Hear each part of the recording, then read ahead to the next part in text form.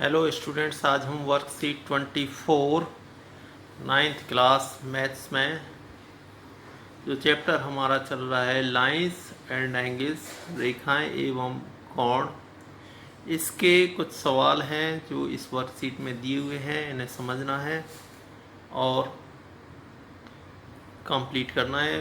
बहुत ही important questions इसमें दिए हुए हैं और अगर आप इन्हें ध्यान से पढ़ेंगे तो ये आपके बड़े आसानी से समझ में आ जाएंगे। कोशिश करने की ज़रूरत पड़ेगी थोड़ा। प्रश्न दिया हुआ है वर्कशीट में, यदि एक तिर्यक रेखा, ट्रांसवर्सल जिसे कहते हैं, दो रेखाओं को इस प्रकार प्रतिच्छेद करें कि संगत कोणों के एक युग्म के समद्वि विभाजक परस्पर समांतर हों, तो सिद्ध कीजिए कि दोनों रेखाएं भी परस्पर समांतर होती हैं। क्वेश्चन को समझ लें। एक तिर्यक रेखा, ये फिगर है, फिगर ये बनाया, ये तिर्यक रेखा है।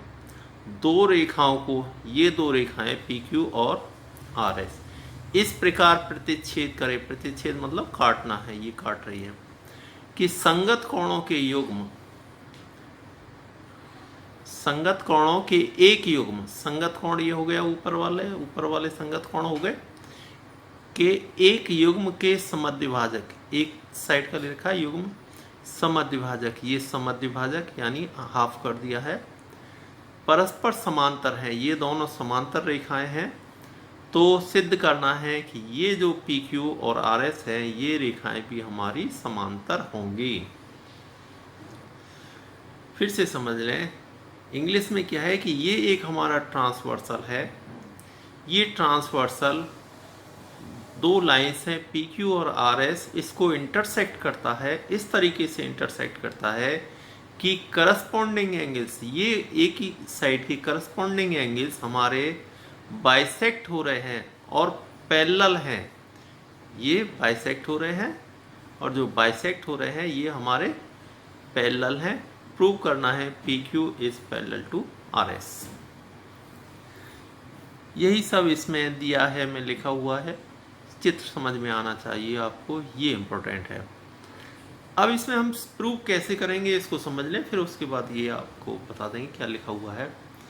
हमें ये दे रखा है कि ये जो लाइन हमें BE, ये इस एंगल को बाइसेक्ट कर रही है, इस पूरे एंगल को। इसका मतलब ये जो एंगल 1 है और ये भी पूरा एंगल ट्वाइस एंगल 1 के बराबर हो जाएगा। दोनों बराबर हैं, 1 ही ये है, 1 ही ये है, तो 1 और 1 2, ट्वाइस के बराबर ये एंगल हो गया। इधर इस एंगल को अगर हम पूरे को देखेंगे तो ट्वाइस एंगल 3 के बराबर होगी। यहाँ से यहाँ तक 3 है तो ये दोनों 3 हो गए, तो ये ट्वाइस एंगल 3 के बराबर ये पूरा एंगल हो गया। ठीक है। अब हमें जो दे रखा है कि ये लाइन इसके पैरेलल है, ये बाइसेक्टर्स पैरेलल हैं, तो और ये हमारा ट्रांसवर्सल है AD, तो ये जो करस्पॉन्डिंग, ये जो हमारे करस्पॉन्डिंग एंगल्स ऊपर जो बने, ऊपर वाले करस्पॉन्डिंग एंगल्स बराबर हो गए। ये जब हमारे करस्पॉन्डिंग एंगल्स बराबर हो गए तो इनका अगर हम ट्वाइस करें तो ये पूरा एंगल इस पूरे एंगल के बराबर हो गया। तो ये भी हमारे क्या है, दोनों एंगल्स करस्पॉन्डिंग एंगल है। ये PQ और RS के लिए करस्पॉन्डिंग एंगल है, और जब करस्पॉन्डिंग एंगल्स हमारे बराबर हो जाते हैं तो दोनों लाइंस पैरेलल हो जाती हैं। ये सब इसमें लिखा हुआ है। इसको एक बार स्टेप वाइज समझ लेते हैं। ये फिगर में बताया, फिर यहाँ से आप देख लीजिए। हमें सिद्ध करना है PQ इक्वल टू RS, ये PQ RS इक्वल कर पैरेलल प्रूव करना है। BE, ये BE एंगल ABQ का समद्विभाजक यानी बाइसेक्टर है। इसका मतलब हो गया कि ये जो है ट्वाइस एंगल 1 के हो जाएगा, ये 1 और ये 1 ट्वाइस एंगल 1 के हो गया। इसी तरह से ये BCS ट्वाइस एंगल 3 के हो जाएगा। अब BE पैरेलल टू, ये BE हमारी CG दोनों पैरेलल लाइंस है, इसलिए 1 इक्वल टू 3 हो गया।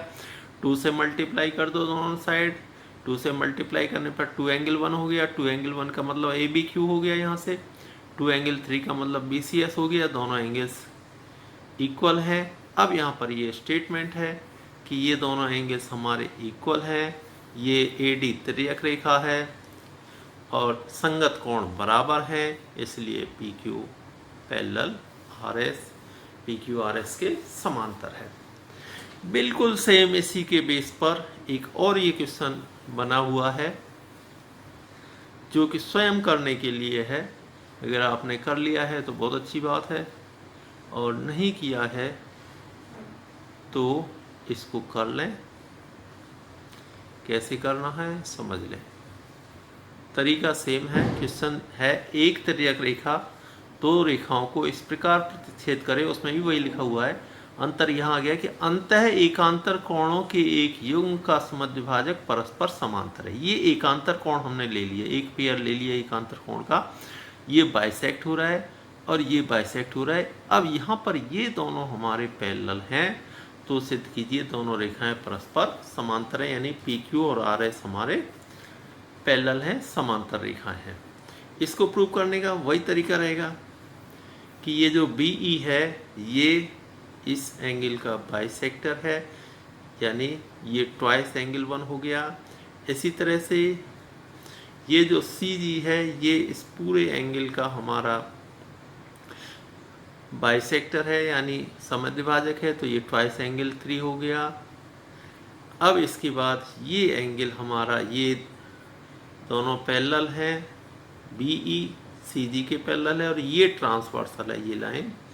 तो ऑल्टरनेट एंगल यानी एकांतर कोण हमारे बराबर होंगे, इसलिए 1 बराबर 3 के हो गया। उसी तरह से 2 से मल्टीप्लाई किया तो ये पूरा एंगल इसके बराबर हो गया, यानी हमारे ऑल्टरनेट जो एकांतर कोण है ये दोनों बराबर हो गए। अतः हमारी ये लाइन PQ और RS समांतर हैं, पैरेलल हैं। अब इसको उसी तरह से देख लें, सेम तरीका लिखने का है। BE, ये BE, PBD ये लाइन जा रही है, PBC तक भी ले सकते हैं। इसका समद्विभाजक है, इसका मतलब PBD ये पूरा एंगल 2 एंगल 1 के हो गया। इसी तरह से ये BCS ये 2 एंगल 3 के हो गया। और ये हमारे पैरेलल दिए हुए हैं, ये ट्रांसवर्सल है, तो 1 बराबर 3 के हो गया, एकांतर कोण हो गया ऑल्टरनेट एंगल। 2 से मल्टीप्लाई कर दिया दोनों साइड को, 2 एंगल 1 यहाँ से लिख दिया PBD, 2 एंगल 3 यहाँ से लिख दिया BCS। अब ये दोनों हमारे एंगल बराबर हैं।